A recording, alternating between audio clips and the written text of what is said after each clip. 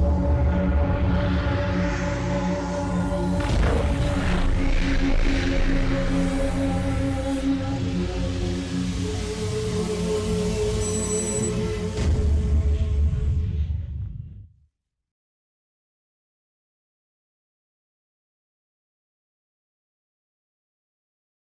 Morning विद्यार्थी मित्रों, lecture number આપણો છે 70 બરાબર। સબ્જેક્ટ છે OCM standard 12 Gujarati medium, date છે 20/8/2020 બરાબર।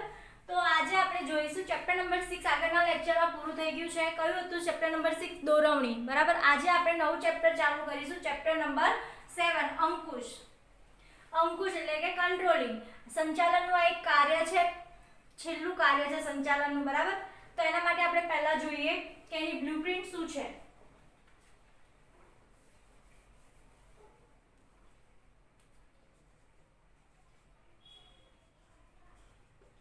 બરાબર। તો એમાં શું પહેલા આવશે અંકુશમાં એમસીક્યુ માં એક એમસીક્યુ પૂછાશે, એક માર્ક્સ નો એક બી ક્વેશ્ચન નહીં પૂછાય, 2 માર્ક્સ નો એક પૂછાશે।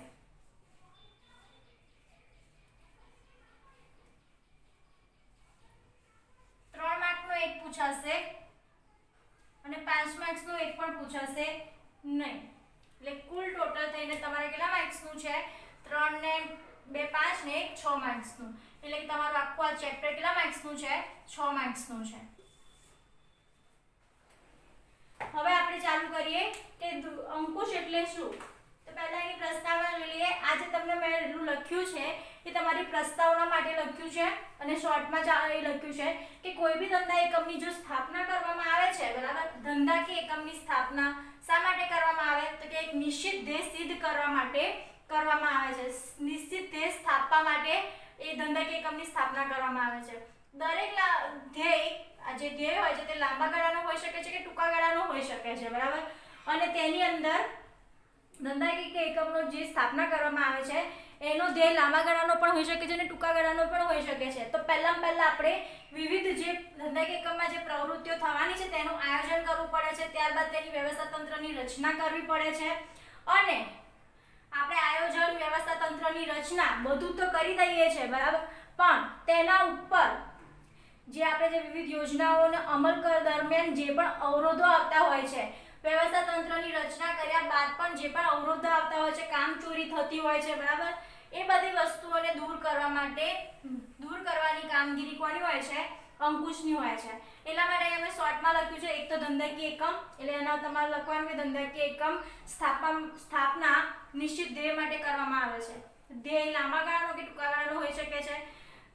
ધંધાકીય એકમમાં વિવિધ પ્રવૃત્તિઓનું આયોજન કરવામાં આવે છે, વ્યવસ્થા તંત્રની રચના કરવામાં આવે છે અને જ્યારે આ વિવિધ યોજનાઓ અમલમાં મૂકવા દરમિયાન ઘણા બધા અવરોધો આવતા હોય છે અને આ અવરોધો દૂર કરવાની કામગીરી એટલે કે અંકુશ। તમારે અહીંયા પ્રોપર પ્રસ્તાવના થઈ ગઈ।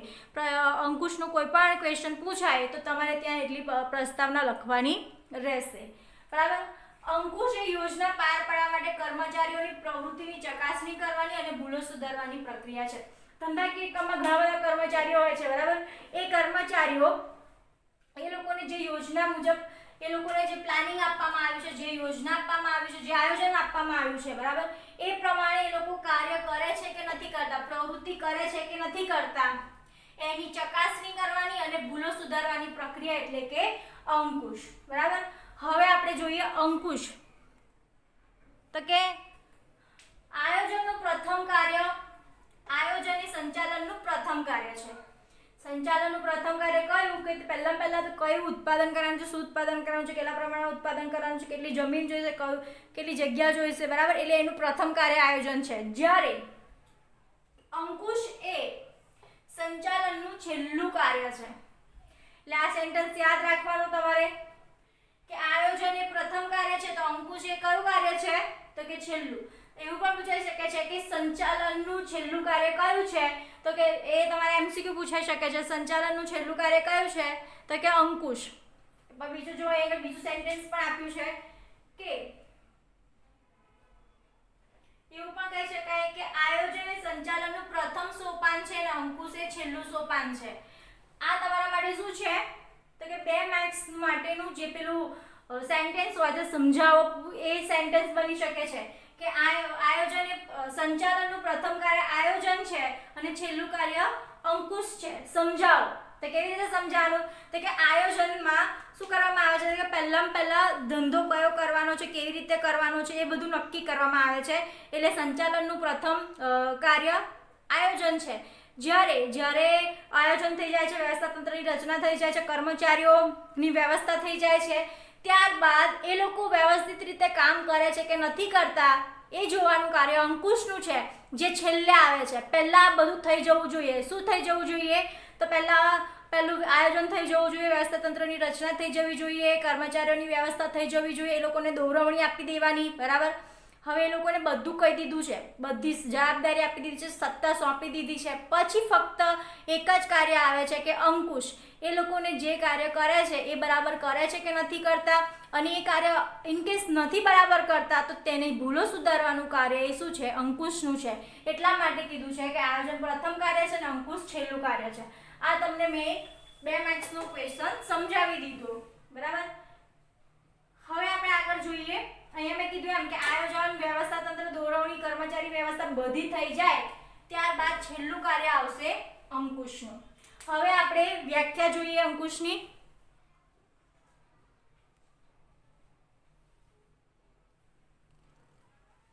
અંકુશ એટલે એકમમાં કયા કાર્યો થઈ રહ્યા છે તે નક્કી કરવું, થઈ રહેલા કાર્યોનું મૂલ્યાંકન કરવું, અને જો જરૂર લાગે તો સુધારાલક્ષી પગલાં લેવા જેથી યોજના મુજબ કાર્ય થાય. અંકુશ એટલે કે પહેલું તો અંકુશનું શું કાર્ય છે? તો કે એકમની અંદર કયા કાર્યો થાય છે એ નક્કી કરવું. પહેલા ધારો કે 5 પ્રોજેક્ટ એક સાથે ચાલતા હોય તો જે અંકુશ કરનાર અધિકારીઓ હોય છે તે લોકોનું ધ્યેય હોય છે કે 5 કાર્યો ચાલી રહ્યા છે, એટલે એ લોકોએ 5 કાર્યો ચાલી રહ્યા છે તે નક્કી કર્યું. હવે એ 5 કાર્યોનું મૂલ્યાંકન કરવું અને જો જરૂર લાગે તો તેની અંદર સુધારાલક્ષી પગલાં લેવા જેથી યોજના મુજબ કાર્ય થાય. એ કાર્ય કોનું છે? અંકુશનું છે. અને એનો અર્થ પણ એ થશે, બરાબર, કે અંકુશનો અર્થ એટલો જ થશે કે એકમમાં કયા કાર્યો થાય છે અને એ કાર્ય મૂલ્યાંકન કરવું, અને એ કાર્ય જે રીતે યોજનામાં છે તે મુજબ થયા છે કે નથી થતા, અને ના થતા તો સુધારાલક્ષી પગલાં લેવાનું કાર્ય અંકુશનું છે. પીટર એફ ડકરે કઈ વ્યાખ્યા આપી છે? તો કે અંકુશ એટલે પ્રયત્ન અને પરિણામ, સાધન અને ઉપદેશ વચ્ચે સમતુલા જાળવવાનું કાર્ય, બરાબર. અંકુશ એટલે પ્રયત્ન અને પરિણામ.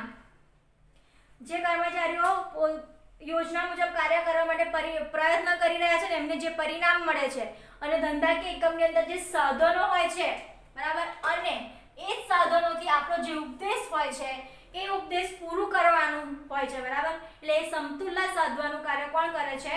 અંકુશ કરે છે. આપણા પાસે લિમિટેડ સાધન હોય ને આપણો ઉપદેશ પૂરી કરવા માટે આપણા પાસે લિમિટેડ સાધનો હોય તો અંકુશ દ્વારા આપણે એ શક્ય બનાવી શકીએ છીએ કે લિમિટેડ સાધનમાં આપણે આપણો ઉપદેશ પૂરો કરીએ, બરાબર. એટલે અહીંયા કીધું છે કે અંકુશ એટલે કે પ્રયત્ન અને પરિણામ અને સાધન અને ઉપદેશ વચ્ચે સમતુલા સાધવાનું કાર્ય.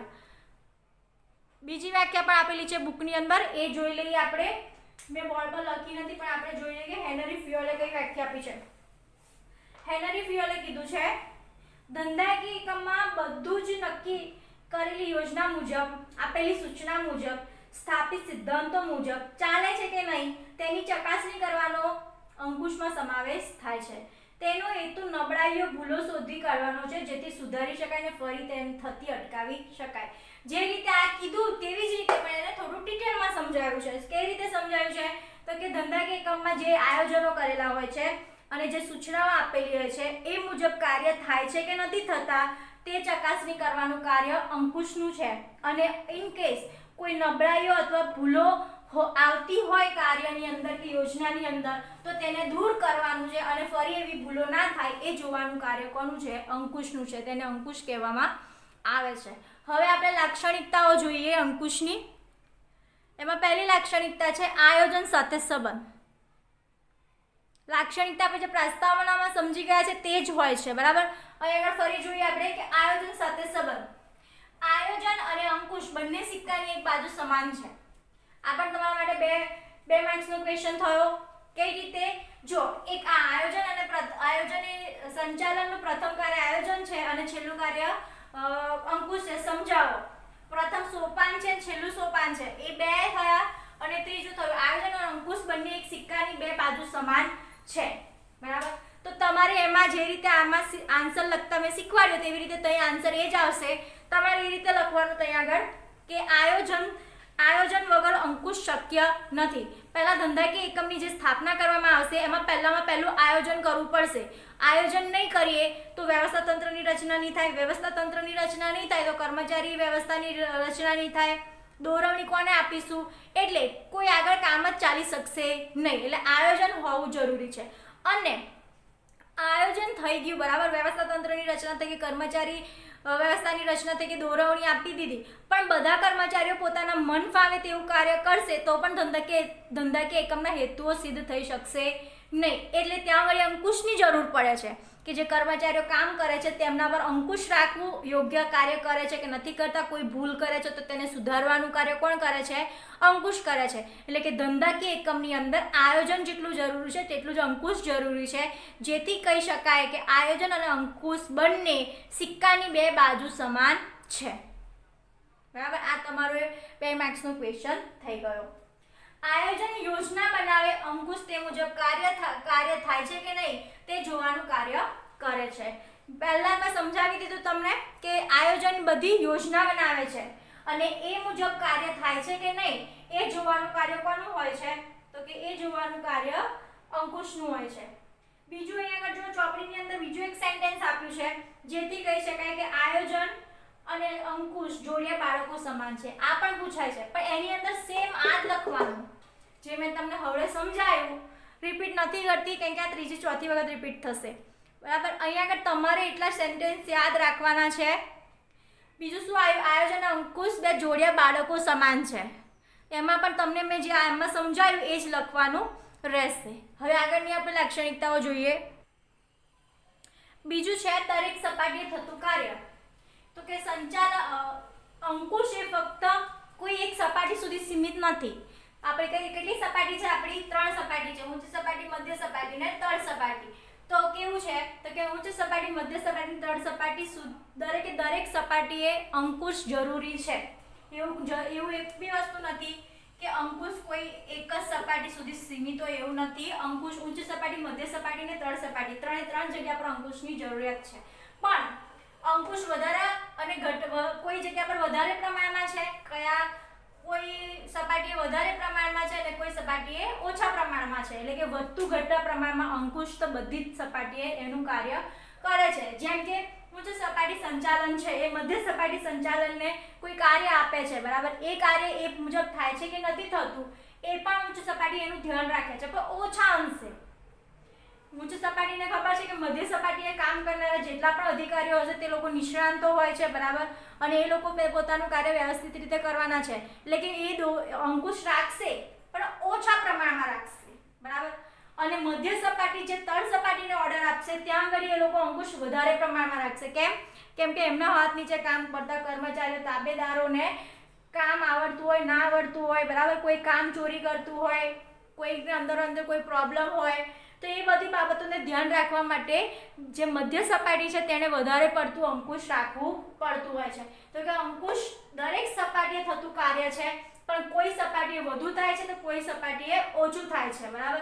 તો કે ઉચ્ચ સપાટી અને મધ્ય સપાટી વચ્ચે અંકુશનું કાર્ય ઓછું છે અને મધ્ય સપાટીથી તળ સપાટી સુધીનું અંકુશનું કાર્ય કેવું છે? વધારે છે.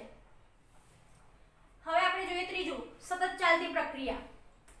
હવે મેં તમને એક વસ્તુ પહેલા પણ મેં કીધેલી છે કે જે આપણા લાક્ષણિકતા હોય છે ને કે દોરવણીની લાક્ષણિકતા, કર્મચારી વ્યવસ્થાની લાક્ષણિકતા, આયોજનની લાક્ષણિકતા, એવી લાક્ષણિકતામાં 5 પોઈન્ટ તમારા સેમ જ હોય છે.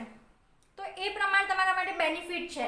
ધારો કે કોઈની પણ લાક્ષણિકતા પૂછે જેમ કે આયોજનને છોડીને આપણે વ્યવસ્થા તંત્રની લાક્ષણિકતા પૂછે તો એ ત્યાં પણ આપણે લખી શકીએ છીએ કે આયોજન સાથે સંબંધ છે, વ્યવસ્થા તંત્રનો આયોજન સાથે સંબંધ છે. દરેક સપાટીએ થતું કાર્ય, તો હા વ્યવસ્થા તંત્ર બી દરેક સપાટીએ થાય છે. વ્યવસ્થા તંત્ર પણ સતત ચાલતી પ્રક્રિયા છે. સંચાલનનું એ જરૂરી કાર્ય છે. એટલે હું તમને જસ્ટ એવું કહેવા માંગુ છું કે એન્ડ ટાઈમ પર જ્યારે તમને મેઇન પોઈન્ટ યાદ ના આવે તો તમે આ ટેકનિક અપનાવી શકો છો કે લાક્ષણિકતામાં અમુક તમારી બુદ્ધિ પ્રમાણે પોઈન્ટ બનાવીને લખી શકો છો. હવે અહીં આપણે જોઈએ ત્રીજી છે સતત ચાલતી પ્રક્રિયા. તો કે અંકુશ એ શું છે ધંધાકીય એકમની અંદર અંતથી ચાલુ થાય છે, પણ ધંધાકીય એકમની જ્યારે સ્થાપના થઈ જાય છે અને જ્યારે આપણા ધ્યેયો નક્કી થઈ જાય છે પછી શરૂઆત જે થાય છે અંકુશની, તો જ્યાં સુધી આપણું ધંધાકીય એકમ ચાલશે ત્યાં સુધી તે પ્રવૃત્તિ રહેવાની જ છે અંકુશની. કારણ કે એક પ્રોજેક્ટ પતશે, બીજો પ્રોજેક્ટ આવશે, ત્રીજો પ્રોજેક્ટ આવશે, ધીમે ધીમે આપણું જે ધંધાકીય એકમ છે એ તો ચાલુ જ રહેવાનું છે અને કોઈને કોઈ કાર્ય ચાલુ રહેશે, કોઈક ને કોઈક આયોજનનું અમલ થતું રહેશે. તો જ્યાં પણ આયોજનનું અમલ થતું હશે ત્યાં આગળ અંકુશ હોવું જોઈએ અને જરૂરી છે. એટલે કે અંકુશ એ સતત ચાલતી પ્રક્રિયા છે અને એવું નથી કે અંકુશ એક વખત રાખ્યા પછી તે કાયમ આયોજન એ મુજબ જ થાય, એવું જરૂરી નથી.